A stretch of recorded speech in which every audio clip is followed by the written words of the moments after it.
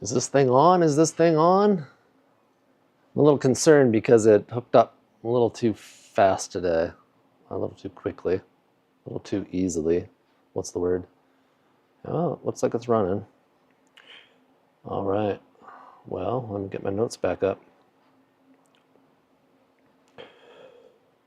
Very good then. Expand those out. Hey, my name's Will. This is ValorCraft Workshop. Glad to have you here today, if anyone's out there. This is my Monday morning live. It is not Monday morning yet again. Haven't quite made it to Monday morning yet, but that's all good. So if you tuned in last month being January, I've been exploring. I didn't set any 2026 goals yet. Spent the month of January really trying to figure out what deserves my attention and what doesn't, and exploring this idea of addition by subtraction, which is this concept I have of taking some things away actually yields greater returns, I guess would be a way to say it. Not splitting your attention so much. So it could be attention being split, and so removing some things to give better attention to things, or physical things too. It's like we keep accumulating, taking on more and more, and it just makes it harder to be productive and get things done or focus on the tools that you really need. I say tools because that's a real example. If you look behind me, you can see I've got a tool, I've got every tool that I need, right? But I can't work on every tool at the same time. 3D printers, lasers, woodworking, traditional woodworking, CNC routing, all these things. It's like I'm one guy, I can only use one thing at a time. And perhaps by limiting some stuff, I can actually get a little bit more done. So addition by subtraction. So my focus in February then is the subtraction side of that equation. And so this isn't minimalism. I've joked about, I didn't joke, I was actually serious about being a minimalist at one point in my life. I was going to get a, what do you call it, Airstream trailer. I talked to some friends of mine. I'm like, oh, I'm going to get this Airstream trailer. I'm going to live in the Airstream trailer. And this is when I was single, and they all just kind of laughed because, I mean, you see all the junk I have. I don't know how I'd get rid of that or fit things into an Airstream. So I'm not looking to be a minimalist. I'm a realist, and I know I can't be a minimalist. Never will be. And this isn't about productivity necessarily either, and it's not really about purging, although there's little bits of all these things in it.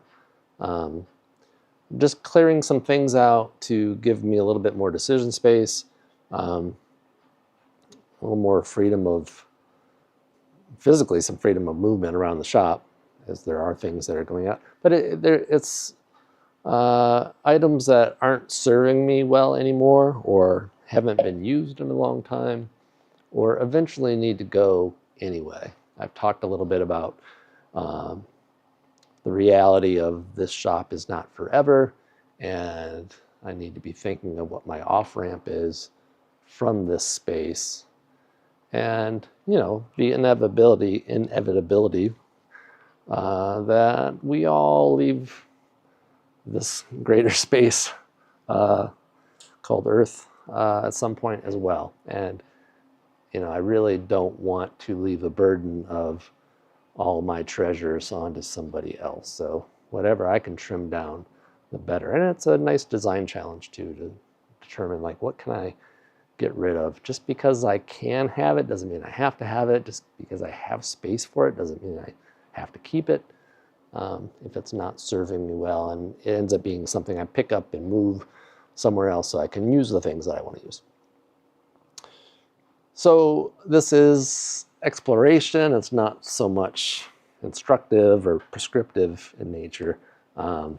I'm just exploring the possibilities of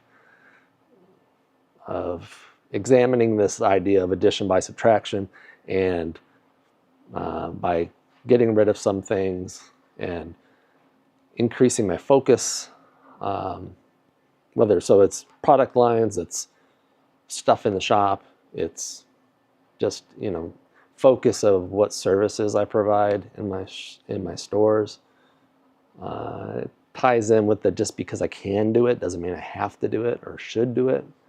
So all these things together. But February I decided to do addition by subtraction, you kind of have to start with subtraction. So February's focus is subtraction.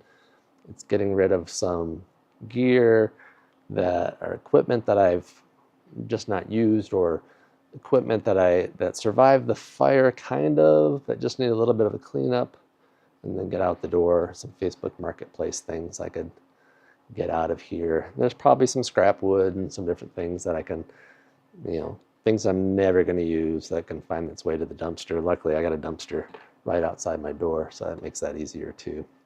I'm not trying to be emotional about any of these things, and it's just stuff. And so even some of the larger woodworking equipment that I'll get rid of because I'm not using, or downsizing, maybe I'm going to get rid of a large compound miter saw in exchange for a smaller one that's more portable, or, you know, more conducive to what I need. If there ever becomes a time that I need it again, I can always go buy it and you know, reshuffle from there. But right now, a lot of this is not serving me, and it's just collecting dust and cluttering my shop and cluttering my mind. So, like I said, we default to add mode most of the time. I've shared the metaphor of carrying a rucksack and keep picking those rocks up and throwing more rocks in the rucksack. But rarely do we purge and pull some stuff out and lighten the load.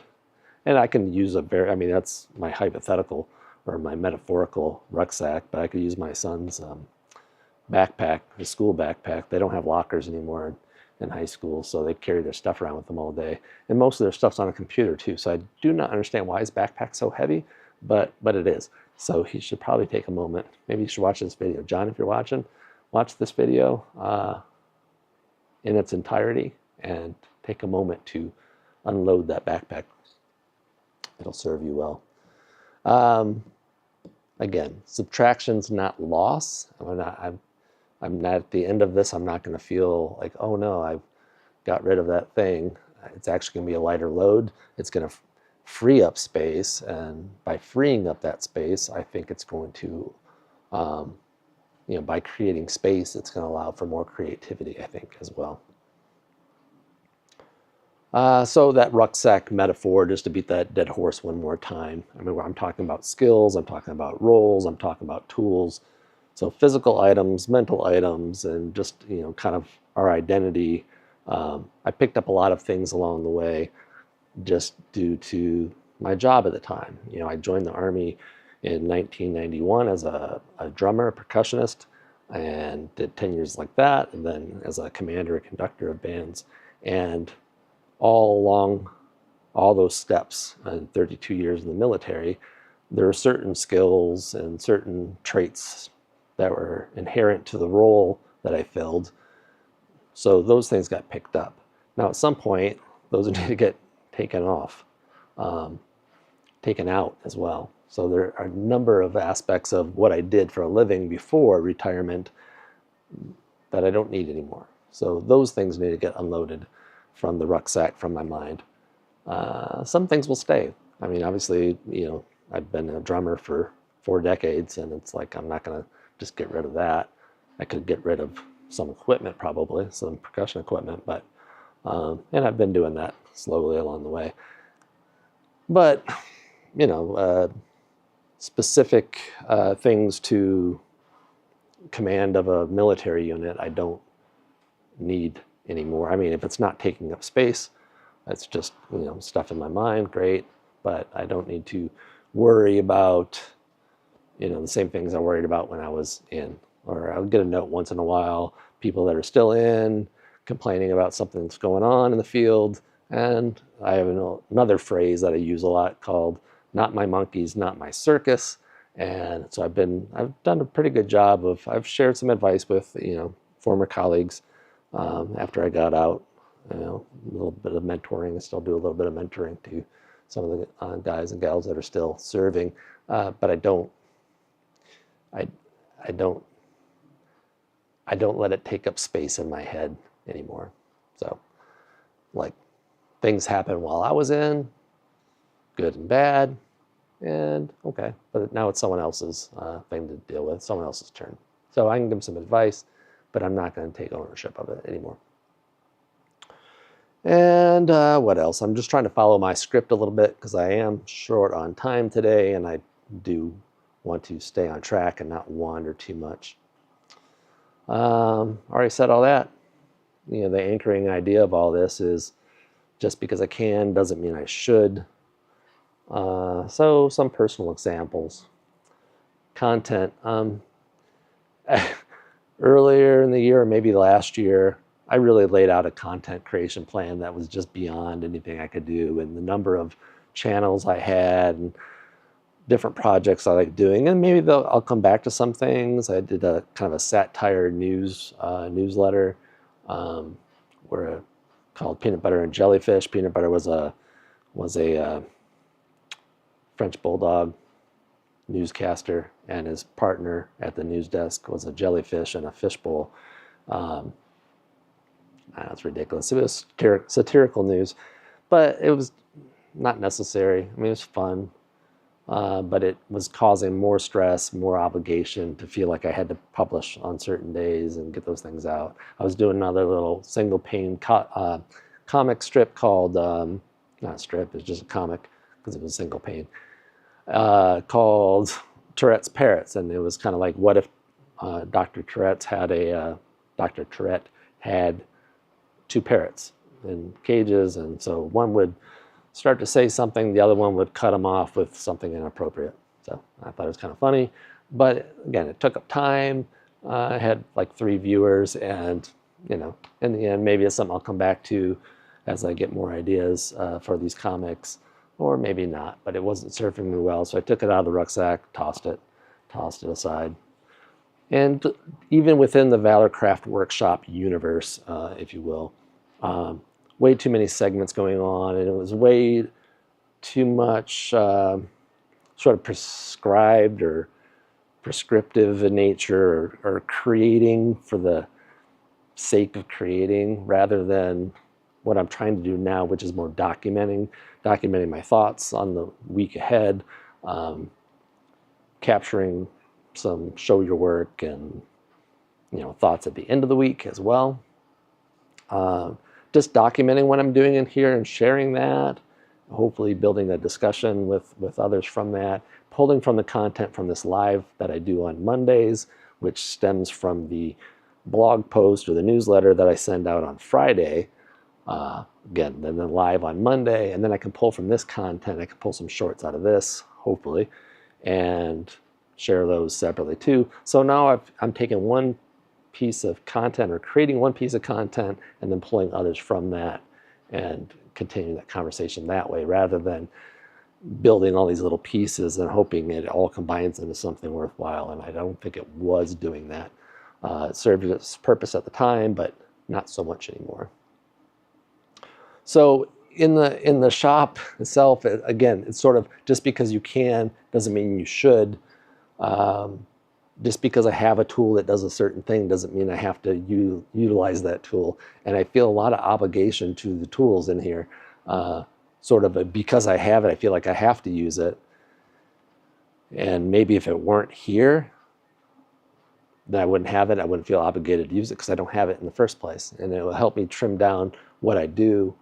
I know guys that all they have is a CNC router, and they do the most amazing work. And that's awesome. I wish I could focus on one thing. I like to do 1,000 things, but it's crippling sometimes in actually getting things done. So I'm doing a better job of focusing on what it is I want to work on, and making the other things not available, or maybe even selling them and getting rid of them so they're absolutely not available, not just covered up or tucked away for a minute. So allowing for more opportunity than obligation. That's another theme that's been going on that will continue through this year.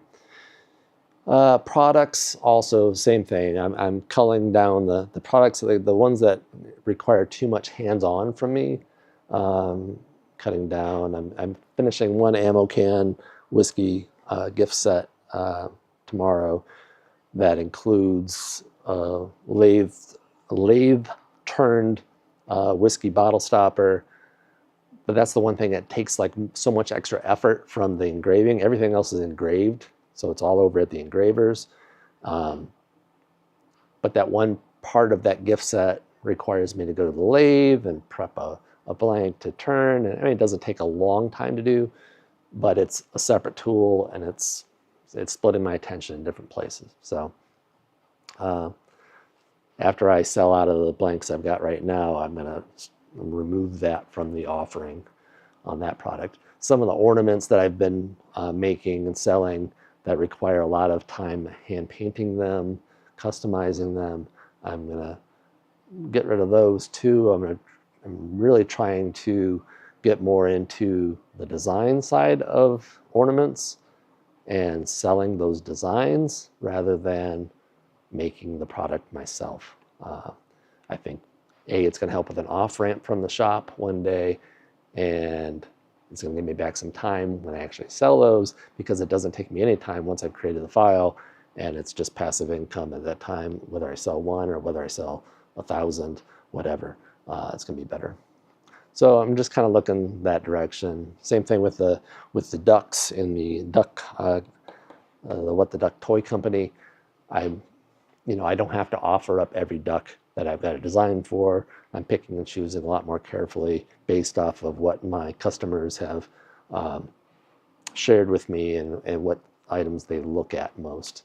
And so I've officially sold 200 ducks as of last week, and I also officially probably have 400 ducks waiting to be sold. So got to have them catch up with each other. I'm probably going to pull a few more down. I'd rather have them not in the shop, not selling, and just sitting in a box here than sitting up there and just not getting views. Or I'm going to go through and maybe rewrite some descriptions, do a few things, give them one more chance to sell, and otherwise retire some of these guys early. So product culling, low margin items and things that are big time sucks are going to disappear.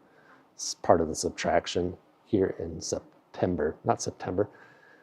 It sounds like subtraction, so subtraction September would be a good one, but it's February, and so February's theme is subtraction.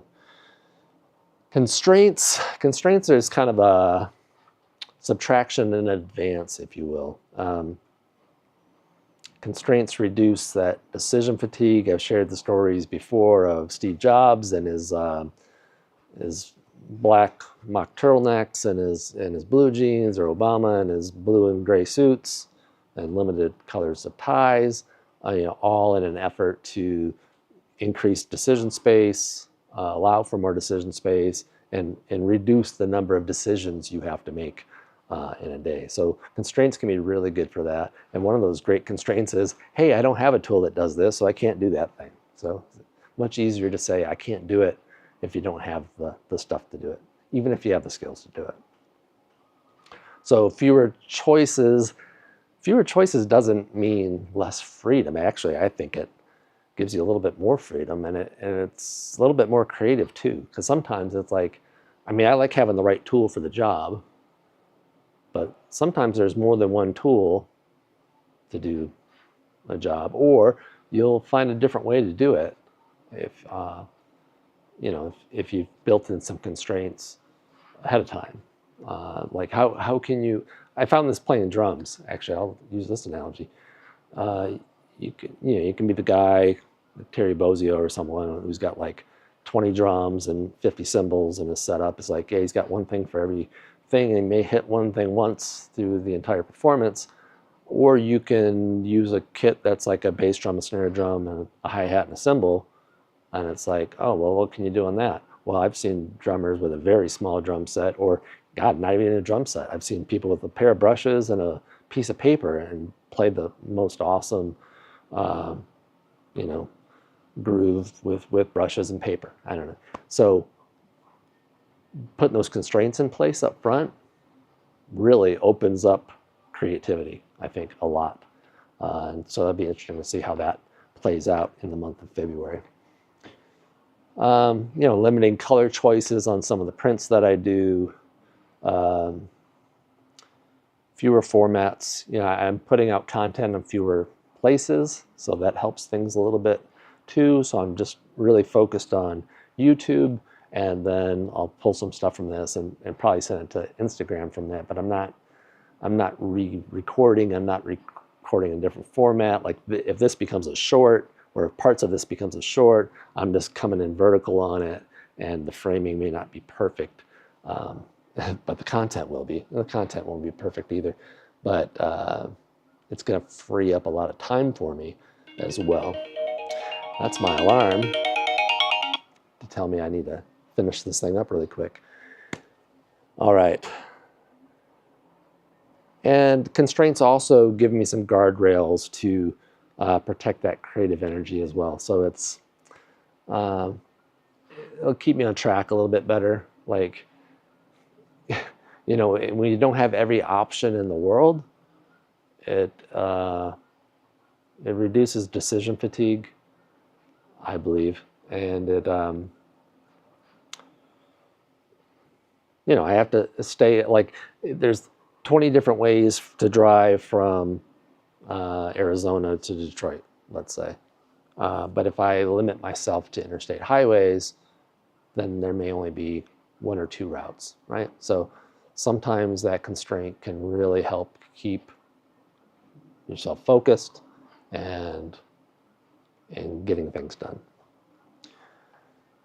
So I'll throw something out to the audience here, the audience of, let me flip over to that screen real quick to see what the audience is. Well, nobody.